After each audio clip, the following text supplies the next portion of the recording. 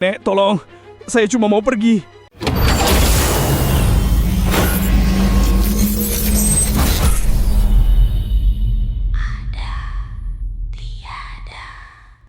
Halo semuanya, selamat datang kembali di Ada Tiada, tempat di mana suara menjadi cerita dan cerita menjadi pengalaman yang tak bisa kalian lupakan.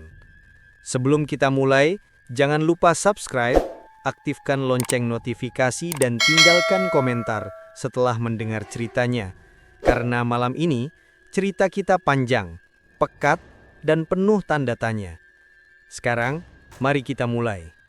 Tio belum pernah merasa serumit ini dalam mengambil keputusan.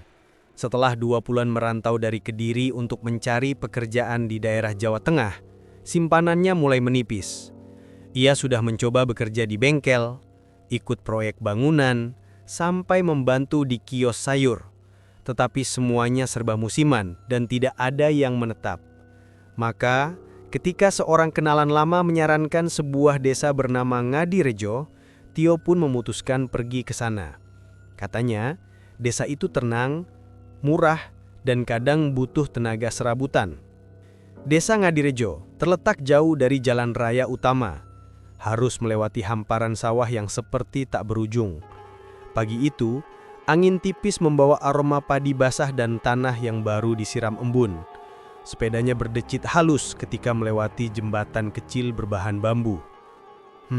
Tuhan, semoga di sini ada jalan rezeki, gumamnya sambil mengusap keringat di dahinya dan menatap peta kecil yang ia coret-coret semalam. Masuk ke desa, Tio langsung merasakan sesuatu yang berbeda. Bukan seram, lebih seperti kesunyian yang padat.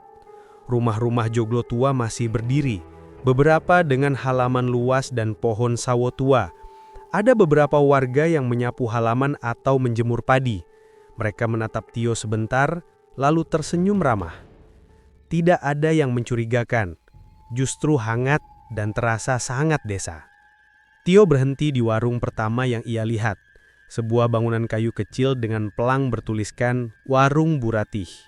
Di depannya terdapat bangku panjang dan toples-toples kaca berisi kerupuk bawang, kacang sangrai, dan rengginang. Suara radio kecil memutar tembang Jawa lawas. "Pagi, Bu," sapa Tio sambil menurunkan tas ransalnya. "Pagi, Nak. Mampir dulu. Silakan, silakan," jawab Buratih sambil tersenyum. Wajahnya berkerut halus seperti orang yang mudah tertawa. Tio memesan teh hangat dan roti goreng. Sambil menunggu, ia bercerita bahwa ia sedang mencari tempat tinggal dan pekerjaan serabutan. Buratih mendengarkan dengan seksama, sesekali mengangguk.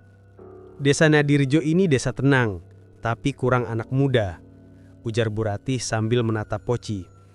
"Biasanya kalau rantau datang, ia kerja di sawah atau ikut bangunan." Setelah sarapan, Tio melanjutkan perjalanan. Ia belum tahu akan tinggal di mana malam nanti, tapi takdir memang suka bekerja diam-diam. Beberapa menit setelah meninggalkan warung, Tio melihat sebuah rumah joglo besar di sebelah kiri jalan. Rumah kayu gelap yang tampak kuno namun masih berdiri kokoh. Terasnya luas, dipayungi pohon mangga tua. Di sana duduk seorang perempuan tua berkerudung kain tipis, mengenakan kebaya coklat kusam. Ia sedang memetik daun kering di pangkuannya. Wajahnya keriput, tetapi matanya ramah. Ramah dengan cara yang membuat orang ingin menghormatinya. Perempuan itu tersenyum ketika melihat Tio lewat.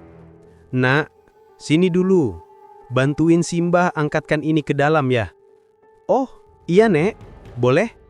Daun-daun kering itu ternyata hanya sekeranjang kecil, tidak berat. Tidak ada salahnya membantu. Setelah mengangkatkan keranjang itu ke ruang tengah, perempuan tua itu menepuk tangan Tio pelan. "Terima kasih, Nak. Kamu lewat sini mau kemana?" "Saya sedang cari kerja, Nek." "Apa aja, yang penting halal." Perempuan itu mengangguk lambat seolah memikirkan sesuatu. Lalu ia berkata dengan suara serak namun lembut, "Kalau begitu, kamu tinggal saja di sini dulu. Rumah Simbah besar, kebunnya juga luas. Ada yang perlu dibereskan. Simbah butuh bantuan merapikan halaman, membersihkan beberapa ruangan, dan memperbaiki pintu belakang yang rusak. Bayarannya cukup, Nak. Tio terdiam. Tawaran itu terlalu cepat, terlalu mudah. Namun perempuan itu melanjutkan, Simbah ini cuma tinggal sendiri, sudah tua. Kalau ada yang bantu bersih-bersih, yang ndak apa-apa. Kamu tinggal di kamar belakang, makan Simbah siapkan. Tio menelan ludah. Ada keraguan, tapi juga rasa syukur yang hampir meledak. Setelah seminggu hidup pas-pasan, tawaran itu rasanya seperti jawaban doa. Nama Simbah siapa, Nek? Orang di sini manggil Simbah Saraswati. Nama itu terdengar sangat desa, sangat lokal, tidak menimbulkan kecurigaan apapun di benak Tio. Ia mengangguk pelan. Kalau begitu, saya terima, Nek. Terima kasih banyak. Wajah Bu Saraswati tampak lega. Bagus, Nak. Kamu bawa tas ke belakang saja. Kamar pojok itu dulu dipakai Simbah buat simpan barang. Nanti kamu bisa bersihin pelan-pelan. Sore itu, ketika ia mulai membersihkan halaman dan mencabut rumput liar, Tio beberapa kali melihat gerakan kecil dari dalam rumah dari ekor matanya. Seperti bayangan yang lewat cepat, tapi ia mengabaikannya, mengira hanya ilusi dari kelelahan. Namun yang membuatnya benar-benar tertegun adalah makanan yang disiapkan Bu Saraswati malam itu. Cernil warna-warni, grontol jagung, dan teh gula batu. Makanan yang dulu sering dibuat nenek-nenek di kampungnya. Sekarang hampir tidak ada yang menjualnya. Wah, Nek, masih bisa bikin begini. Simbah sudah biasa masak beginian sejak dulu. Cara bicaranya aneh. Seperti seseorang yang mengenang sesuatu yang sangat jauh. Atau sesuatu yang tidak pernah berubah. Malam itu, Tio tidur di kamar belakang. Udara dingin merayapi kulit dan dari atap terdengar kriat-kriat kayu tua. Namun ia merasa aman. Merasa sudah mendapat keberuntungan besar. Ia belum tahu bahwa tidak ada satupun warga yang berani melewati rumah itu setelah maghrib. Malam pertama Tio di rumah Bu Saraswati terasa jauh lebih sunyi dibandingkan desa-desa lain yang pernah ia singgahi. Sunyi yang bukan sekadar tidak ada suara, tetapi sunyi yang seperti menyerap udara. Dari celah-celah bilik kayu, angin malam masuk membawa aroma lembab, aroma rumah tua yang lama tertutup. Lampu teplok di ruang tengah menyala redup. Sementara satu-satunya lampu listrik di kamar Tio berkedip-sedip. Tio mencoba tidur, tetapi dinding rumah itu mengeluarkan suara-suara aneh. Bukan suara tikus, bukan angin, lebih seperti kayu yang tertekan lalu melenting perlahan. Sekitar lewat tengah malam, Tio terbangun. Entah karena suhu yang tiba-tiba sangat dingin, atau karena suara langkah kaki pelan di luar kamarnya. Langkah yang lembut, seolah seseorang berjalan dengan hati-hati, atau tidak ingin terdengar. Tio menahan napas. Lampu kamarnya meredup sedikit. Ia memejamkan mata, mencoba menenangkan diri. Mungkin Bu Saraswati, gumamnya. Namun langkah itu berhenti tepat di depan pintu kamarnya. Diam. Lalu terdengar suara kain diseret di lantai. Perlahan merambat sampai ke bawah pintu. Tio merapatkan selimut ke tubuhnya. Ia tidak berani membuka mata. Ia tetap bergeming sampai suara itu menghilang perlahan dan kembali ke ruang tengah. Besok paginya Bu Saraswati sudah duduk di teras ketika Tio bangun. Seolah beliau tidak pernah bergerak semalam. Tidurnya nyenyak, Nak. Tio ragu. Iya, Nek, lumayan. Bu Saraswati mengangguk. Rumah tua memang suka bunyi-bunyi, sudah biasa. Jawaban itu terlalu cepat. Seakan-akan beliau tahu Tio mendengar sesuatu. Tapi Tio menelan keraguan itu dan menerima sebungkus makanan yang disiapkan. Pecel jagung dengan sambal kacang yang begitu tradisional. Hari itu Tio bekerja membersihkan halaman belakang. Di area itulah rumah tampak paling tua. Rumputnya lebih tinggi, pohon-pohon bambu berserakan, dan di salah satu sudut halaman ada sepetak tanah seperti bekas bangunan kecil. Tanahnya menghitam dan lebih tenggelam daripada tanah sekelilingnya. Ketika Tio menyingkirkan tumpukan ranting, ia menemukan pecahan genting hangus. Beberapa pecahan bahkan tampak gosong di sisi-sisinya, seperti bekas kebakaran. Gumamnya. Angin sore datang tiba-tiba, dingin dan membuat bulu kuduknya berdiri. Ia merasa ada yang memperhatikan dari jendela belakang rumah. Ketika menoleh, tidak ada siapapun. Hanya tirai kusam yang bergoyang sedikit. Menjelang maghrib, Bu Saraswati memanggilnya dari dalam rumah. "Nak Tio, jangan di luar dulu, nanti masuk angin." Anehnya, nada suaranya berubah lebih tegas, seperti perintah. Dan anehnya lagi, Tio masa harus menurut. Entah kenapa. Malam kedua lebih sepi. Tidak ada langkah kaki, tidak ada suara kain diseret. Tapi menjelang subuh, Tio mendengar suara seperti tawa kecil. Tawa anak-anak. Samar sekali. Ia bangun, duduk, memalingkan mata ke arah pintu kamar yang setengah terbuka. Tapi tidak ada siapa-siapa. Paginya ia memutuskan pergi ke warung Bu Ratih, hanya untuk minum teh hangat dan menyapa warga lain. Ketika ia duduk dan mengobrol, Bu Ratih bertanya, "Kamu akhirnya tinggal di mana, Nak?" "Di rumah Bu Saraswati, Bu, yang rumah besar dekat pohon mangga itu." "Loh, kamu tinggal di situ?" "Iya, Bu, kenapa?" Wajah Bu Ratih langsung berubah, tegang, tetapi berusaha ditutupi.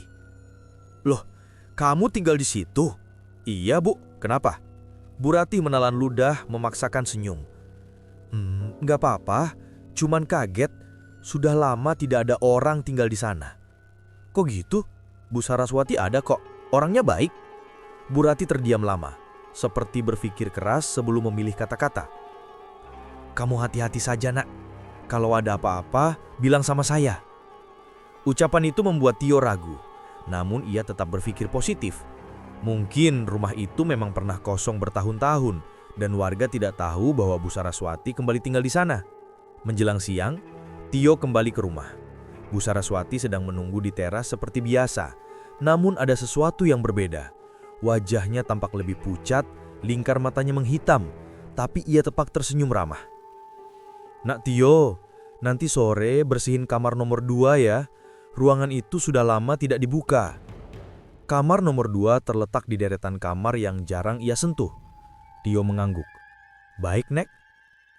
Ketika membuka pintu kamar nomor 2, debu langsung menyeruak. Ruangan itu gelap dan kosong. Hanya lemari kayu tinggi dan tempat tidur besar yang sudah rapuh. Lantainya penuh debu tebal. Ketika ia menyapu lantai, tiba-tiba ia melihat bayangan kecil berlari dari belakang lemari ke ujung kamar. Gerakannya cepat, tapi jelas, seperti siluet anak kecil. Tio terkejut, mundur 2 langkah. "Halo, ada orang?" Tidak ada balasan. Ketika ia memberanikan diri memeriksa sudut kamar, ternyata kosong, benar-benar kosong. Tidak ada ruang untuk bersembunyi. Debu menempel tebal, tidak ada jejak kaki kecil sama sekali. Punggung Tio merinding. Untuk pertama kalinya, ia merasa ada yang tidak beres. Bukan hanya rumah tua yang bunyi-bunyi, tapi sesuatu yang lain. Malam itu ia mencoba menguatkan diri. Ia duduk di tempat tidur sambil menyalakan musik pelan dari ponsel, berharap suasana menjadi normal. Tapi ketika ia hendak tidur, suara tawa kecil itu kembali terdengar. Lebih dekat, lebih jelas, dan kali ini disertai bisikan halus. "Main yuk." Tio langsung membuka mata. Kamar itu kosong, kecuali satu hal. Jendela yang tadi tertutup, kini terbuka sedikit. Padahal Tio yakin ia tidak menyentuhnya.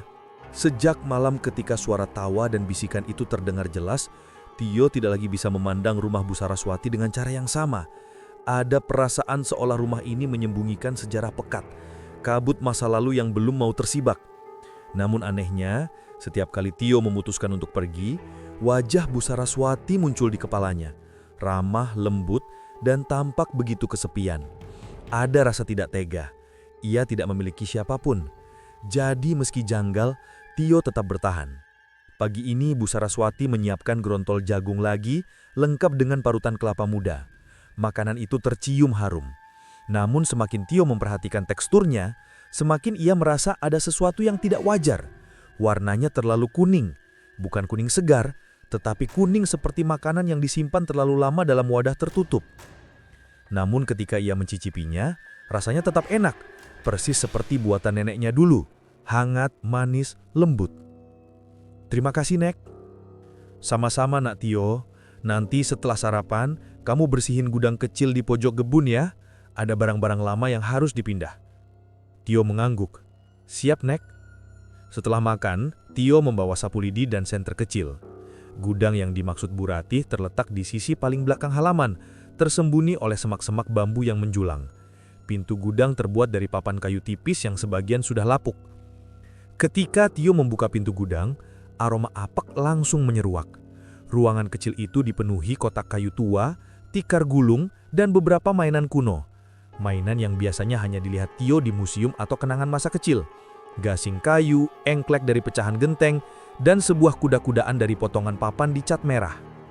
Tio mengambilnya, meniup debunya, memperhatikan lama. Aneh, kok mainan anak kecil banyak banget di sini? Ia membuka satu kotak kayu. Di dalamnya ada baju anak-anak warna putih kebiruan. Sudah menguning. Saat disentuh, kainnya rapuh. Seperti bisa hancur bila terlalu keras dipegang. Satu hal membuat Tio terkejut. Ia menemukan foto tua. Foto seorang perempuan muda yang mirip sekali dengan Bu Saraswati. Hanya jauh lebih muda. Di sampingnya berdiri seorang bocah laki-laki usia sekitar 5 tahun. Keduanya tersenyum, tetapi senyumnya janggal, terlalu kaku. Ketika Tio hendak mengembalikan foto itu, terdengar suara halus dari arah pintu gudang. Tok, tok, tok. Suara itu seperti ketukan, pelan dan ragu. Ketika Tio menoleh, tidak ada siapa-siapa, hanya pintu gudang yang perlahan bergerak. Dihempas angin, pikirnya. Namun ketika ia hendak menutup kotak kayu, suara bisikan itu muncul lagi. Main yuk. Tio langsung memutar tubuhnya. Ia memegang senter lebih erat, jantung berdegup kencang. Senter ia arahkan ke sudut-sudut ruangan. Debu, rak, kayu lapuk, bayangan benda-benda tua, tidak ada apapun. Namun jantungnya berhenti sekejap ketika melihat gasing kayu di atas lantai bergerak sedikit. Berputar pelan, padahal ruangan itu tidak ada angin sama sekali. Ya Allah! Tio mundur satu langkah. Gasing itu berputar sekali lagi, lalu berhenti mendadak. Tio cepat keluar dari gudang, menutup pintunya cepat-cepat. Namun begitu ia membalik badan hendak kembali ke rumah, Bu Saraswati sudah berdiri di tepi teras, memperhatikannya. Entah sejak kapan beliau ada di sana. Kenapa buru-buru, nak? Ndak apa-apa, Nek. Barangnya banyak banget. Kalau kamu capek, masuk saja. Jangan lama-lama di belakang. Tempat itu tidak bagus. Nada terakhir itu seperti gumaman yang tak sengaja lepas. Tio mendengarnya dan langsung merinding. Tidak bagus? Kenapa? Namun sebelum Tio sempat bertanya, Bu Saraswati berbalik masuk ke dalam rumah. Malam itu, setelah makan cenil hangat, Tio duduk di kamar sambil menatap layar ponsel. Ia benar-benar mempertimbangkan untuk bertanya langsung ke warga. Ada sesuatu yang terasa aneh sejak hari pertama, dan kini semakin jelas. Akhirnya ia memutuskan, besok pagi harus bicara dengan kepala dusun. Sebelum tidur, ia mengunci pintu kamar. Lampu ia biarkan menyala. Namun ketika ia mulai memejamkan mata, suara itu kembali. Seperti suara kayu diseret. Pelan. Seret. Seret. Suara itu berasal dari kamar nomor 2. Kamar tempat ia melihat bayangan anak kecil.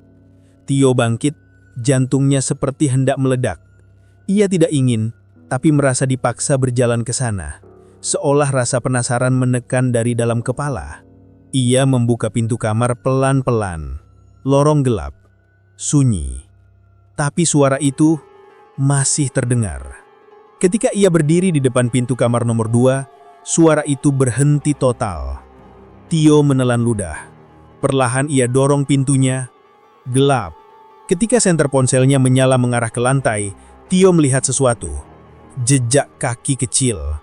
Bukan berasal dari lantai berdebu, melainkan jejak basah, seperti dilumuri jelaga. Jejak itu melengkung, menuju ke bawah tempat tidur. Tio mematung di sana, kedua tangan gemetar hebat. Lalu, aku di sini. Tio langsung lari sekencang-kencangnya. Kembali ke kamar. Ia mengunci pintu, mendorong meja kecil ke depan pintu, dan mematikan lampu. Ia duduk di lantai, berusaha mengatur napas. Malam itu ia tidak tidur sama sekali. Tubuhnya berkeringat dingin, sementara suara tawa kecil kadang terdengar samar di lorong. Maafkan Simba. Rumah ini tidak nyaman ya, Nak, kata Bu Saraswati dengan suara yang nyaris bergetar. Tio menahan napas. Nek, saya sebenarnya sudah diberitahu sama Pak Suroto tentang rumah ini. Bu Saraswati menunduk. Bahunya bergoyang perlahan seperti menahan sesuatu. Bukan tangis, tapi beban ratusan waktu yang tidak bisa ia lepaskan. Simbah tahu kalian orang-orang di desa takut ke sini. Suara itu bergetar aneh, seperti keluar dari rongga yang retak. Tio melangkah mundur pelan, namun Bu Saraswati mengangkat tangannya memberi isyarat untuk tidak pergi. Nak, jangan kamu takut. Simbah tidak ingin mencelakai siapapun. Hanya ingin rumah ini tidak semakin hilang, tidak semakin dilupakan. Tio memandangi sosok itu. Rasa takutnya tidak hilang, tapi ada sedikit empati yang muncul. Suara ibu tua itu memang mengandung kesedihan yang tidak bisa dijelaskan. Namun sebelum Tio sempat bertanya lebih jauh, terdengar suara kecil dari lorong belakang. Simbah. Suara anak kecil. Suara yang membuat seluruh otot Tio menegang. Suara yang pernah membisikinya selama malam-malam sebelumnya. Bu Saraswati menoleh perlahan. Ekspresinya berubah sendu. Cucuku, dia masih suka main. Dia belum tenang. Dari ujung lorong muncul siluet kecil. Tubuhnya kecil sekitar usia 5 atau 6 tahun. Rambutnya berantakan, bajunya lusuh. Tio langsung menutup mulutnya ketika melihat sisi kiri wajah anak itu. Gosong, hitam seperti meleleh. Mata kiri anak itu terpejam selamanya, sementara mata kanannya menatap Tio tanpa berkedip. Anak itu berjalan perlahan mendekat. Kaki kecilnya menginjak lantai tanpa suara. Di tangannya tergenggam sebuah mainan kayu berbentuk kuda-kudaan. Mainan yang Tio lihat di gudang. Main yuk. Tio terpaku, kakinya lemas, ponselnya gemetar di tangan. Nak Tio, suara Bu Saraswati memanggilnya pelan. Kamu tinggal satu tugas terakhir. Jantung Tio berhenti seketika. Temani cucuku bermain. Ucapan itu disertai perubahan aneh di sekitar mereka. Udara bergetar, cahaya senter Tio berkelap-kelip. Dan perlahan, sangat perlahan, rumah itu berubah bentuk. Kayu dinding menghitam, atap mengelupas, tirai compang-camping berubah menjadi kain yang terbakar. Lantai kayu ditutupi jelaga, bau asap menyesakkan. Tio panik. Nek, tolong, saya cuma mau pergi.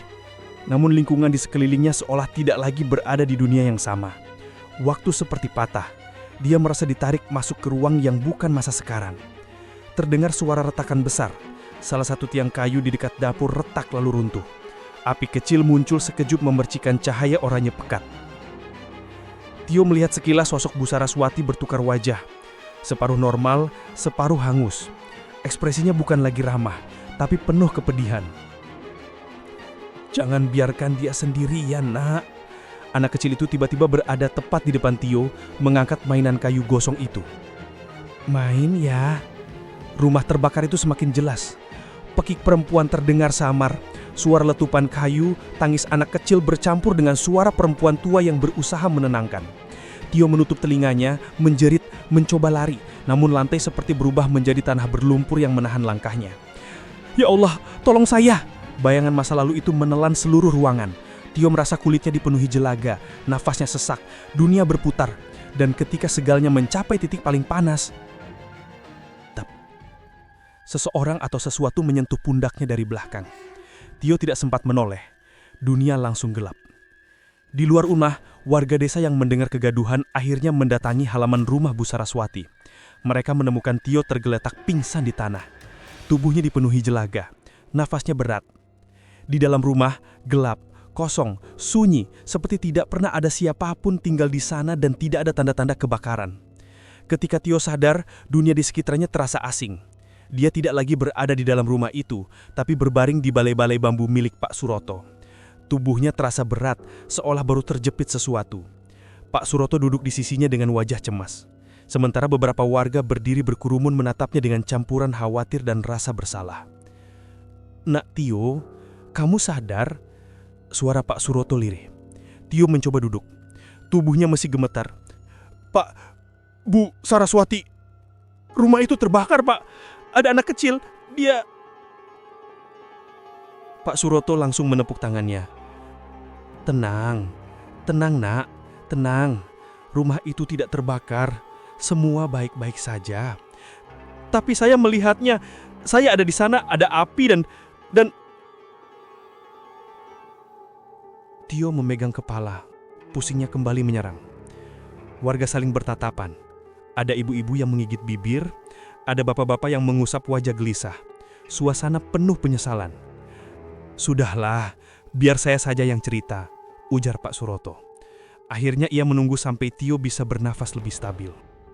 Kamu bukan orang pertama yang diganggu, tapi kamu yang pertama yang tidak lari sejak tanda-tanda awal. Biasanya orang hanya dengar langkah atau bayangan, lalu pergi. Tapi kamu malah bertahan. Itu kenapa arwah mereka terlihat jelas olehmu. Arwah mereka?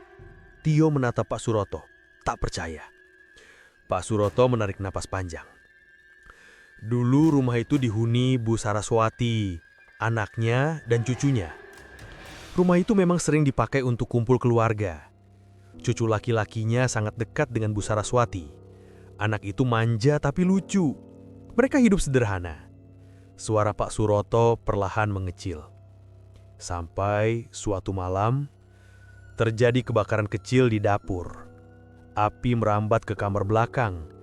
Bu Saraswati berusaha menyelamatkan cucunya, tapi mereka berdua tidak berhasil keluar. Sedangkan orang tua dari anak itu sedang bekerja di kota. Tio menelan ludah. Ingatannya tentang sosok kecil gosong itu kembali menghantamnya. Jenazah mereka ditemukan saling berpelukan. Lanjut Pak Suroto dengan suara sendu. Sejak itulah, warga takut mendekat ke rumah itu. Banyak yang bilang masih terdengar suara anak kecil menangis atau cicak kecil. Tapi tidak ada yang pernah melihat jelas. Sampai kamu. Kenapa saya, Pak? Suara Tio nyaris berbisik. Saya tidak tahu pasti. Mungkin karena kamu tidak punya niat buruk. Atau mungkin karena mereka merasa kamu seperti keluarga. Mereka baik, Nak. Peristiwa itu terjadi cepat dan menyakitkan. Mereka bukan arwah jahat, hanya terjebak. Hening panjang menyelimuti ruangan. Warga kemudian pamit satu persatu. Hanya Pak Suroto yang tinggal menyuruh Tio istirahat. Namun malam itu, meski tubuh lelah, pikiran Tio berputar tanpa henti. Bayangan terakhir sebelum ia pingsan, sentuhan di pundaknya masih jelas. Itu bukan sentuhan kasar atau penuh marah, justru lembut, seperti seseorang yang ingin menyampaikan pesan terakhir. Beberapa jam setelah tengah malam, Tio kembali membuka mata. Dia tidak mengerti kenapa terbangun. Ruangan gelap, hanya lampu minyak di sudut yang memberi cahaya keemasan. Tapi ada sesuatu yang terasa aneh di budara. Tekanan halus, seperti ada yang duduk di pinggir balai-balai. Tio menahan napas. Perlahan ia mengalihkan pandang ke kaki balai-balai. Di sana, samar-samar, ada sosok kecil duduk membelakanginya. Tubuh kecil itu bergoyang sedikit. Kakinya yang kurus menggantung tanpa menyentuh lantai. Dan di tangan kecil itu masih ada mainan kuda-kudaan kayu gosong. Hati Tio mencelos. Bulu kuduknya berdiri semua. Anak itu menunduk pelan, lalu memutar kepalanya sedikit. Bukan memutar bahu, kepalanya saja. Gerakan kecil, perlahan, sampai satu matanya terlihat oleh Tio. Mata kanan itu, mata yang penuh sedih. "Main yuk!" Suara itu tidak lagi menyeramkan. Justru terdengar rapuh seperti suara anak yang terlalu lama menunggu. "Kenapa kamu terus ikuti aku?" tanya Tio pelan. Suaranya pecah. Anak itu tidak menjawab. Ia menunduk lagi, mengusap kuda-kudaan kayunya. Gerakannya pelan, sangat pelan, sesekali tangannya gemetar. Tidak lama kemudian, dari sudut ruangan muncul aroma samar. Aroma yang sudah mulai dikenali Tio. Aroma cenil panas, aroma kelapa parut, aroma masakan jadul. Aroma itu diikuti suara langkah lembut. Dari remang cahaya lampu minyak, sosok perempuan muncul perlahan. Bu Saraswati. Tapi kali ini wajahnya jauh berbeda dari wujud menyeramkan pada malam sebelumnya. Meski tetap pucat, kulitnya tidak lagi memperlihatkan separuh gosong. Kebayanya tampak lebih rapi meski kusam. Dan matanya, meski berkabut, mengandung rasa syukur yang dalam. "Simbah minta maaf, Nak. Simbah tidak ingin menakut-nakuti. Simbah cuma ingin rumah ini, kenangan ini, tidak hilang begitu saja. Anak kecil itu menoleh ke arah Bu Saraswati, lalu perlahan turun dari balai-balai dan mendekat padanya. Bu Saraswati membungkuk sedikit, seolah masih memiliki tubuh fisik, dan mengusap kepala cucunya. Tio terdiam, tidak bergerak, tapi rasa takutnya perlahan luluh. Ia melihat sesuatu yang manusia lain mungkin tidak pernah lihat, yaitu rasa cinta seorang nenek kepada cucunya yang begitu kuat sampai bertahan melampaui batas dunia. "Nak Tio," Bu Saraswati memanggilnya lembut. "Kamu sudah bantu Simbah. Kamu sudah bersihkan rumah, jaga halaman, dan kamu sudah menemani cucuku sebentar. Itu cukup. Simbah tidak ingin kamu ikut terikat di sini." Tio menggigil. "Kalau begitu, kenapa kalian menunjukkan semua itu pada saya?" "Simbah ingin pamit. Sudah terlalu lama kami tersesat dalam ingatan malam itu. Kamu membuat kami sadar bahwa kami tidak boleh terus tinggal." Anak kecil itu berjalan ke arah Tiu. Ia mengulurkan mainan kayu gosong itu ke pangkuan Tiu. "Buat aku ingat ya." Tio merasakan sesuatu menyesak di dadanya. Tanpa sadar, ia mengangguk. Air matanya turun perlahan. Bu Saraswati tersenyum. Senyum hangat, damai, dan tulus. "Simbah terima kasih, Nak Tio." Angin hangat tiba-tiba berhembus pelan di dalam ruangan. Lampu minyak bergetar, dan perlahan-lahan sosok perempuan tua itu dan cucunya memudar seperti kabut pagi yang tersapu matahari. Hingga akhirnya hilang. Lenyap tanpa suara, menyisakan kehangatan aneh di ruangan yang gelap. Warga menemukan Tio duduk di balai-balai, memegang mainan kayu kecil itu. Matanya sembab, tetapi ia tersenyum kecil. "Sudah selesai, Pak," ucapnya pada Pak Suroto. Pak Suroto mengangguk, tidak bertanya panjang. "Kalau begitu, lebih baik kamu pergi dari desa ini hari ini juga, Nak. Bukan karena kami tidak suka, tapi supaya kamu bisa melanjutkan hidup." Tio setuju. 1 jam kemudian, ia berdiri di depan rumah Bu Saraswati yang kini tampak kembali seperti rumah tua tak berpenghuni. Tidak ada warna hitam hangus, tidak ada tanda kebakaran, hanya rumah kosong yang terabaikan. Ketika ia membalikan badan untuk pergi, angin berhembus dari arah teras, dan samar-samar Tio mendengar suara lirih. "Terima kasih." Pagi itu, embun masih menggantung di pucuk-pucuk ilalang ketika Tio mengayuh sepeda tuanya perlahan meninggalkan rumah joglo itu yang kini tampak benar-benar tak bernyawa. Langit berwarna biru pucat dan sinar matahari menerobos rimbun dedaunan dengan lembut, seolah ikut merestui kepergian seseorang yang baru selesai melewati ujian panjang. Di genggaman tangan kanannya, Tio memegang erat mainan kuda-kudaan kayu gosong, benda kecil yang tampak rapuh namun terasa berat oleh makna. Sejak semalam, ia tidak pernah melepasnya. Setiap kali ia mencoba menaruhnya di kantong atau ke dalam tas, ia selalu kembali mengangkat benda itu ke telapak tangannya, seolah ada yang bilang bahwa benda itu harus berada di sana setidaknya untuk hari ini. Pak Suroto menunggu di persimpangan jalan desa, mengenakan peci hitam dan sarung kotak-kotak. Wajahnya menatap Tio dengan pandangan campuran lega dan menyesal. Ada beban yang terangkat dari pundaknya, tetapi ada juga rasa bersalah yang masih membekas karena tidak bisa berbuat lebih sejak jauh sebelum Tio datang. "Perjalananmu masih panjang, Nak," kata Pak Suroto sambil menepuk bahu Tio. Tio tersenyum kecil. "Iya, Pak, tapi rasanya ada yang ditinggal di sini." "Wajar," jawab Pak Suroto. "Kadang yang pergi butuh waktu untuk benar-benar pergi. Yang hidup pun begitu. Tapi percayalah, mereka berdua pasti sudah lebih tenang." Tio mengangguk. Ia tahu itu bukan sekedar kalimat menghiburan. Ada sesuatu di dalam dirinya sendiri yang mengatakan hal yang sama. Semalam ketika Bu Saraswati dan cucunya memudar perlahan, rasa hangat yang ditinggalkan bukan rasa takut, melainkan rasa lega, seperti seseorang yang akhirnya menemukan jalan pulang setelah terlalu lama tersesat. Ia berpamitan dengan warga yang sempat datang. Mereka memberikan bekal seadanya, pisang rebus, air putih, dan roti goreng buatan Bu Ratih. Meski tidak banyak bicara, mereka semua tampak memahami bahwa Tio sudah mengalami sesuatu yang tidak akan bisa dijelaskan dengan kata-kata sederhana. "Terima kasih Bapak Ibu," kata Tio.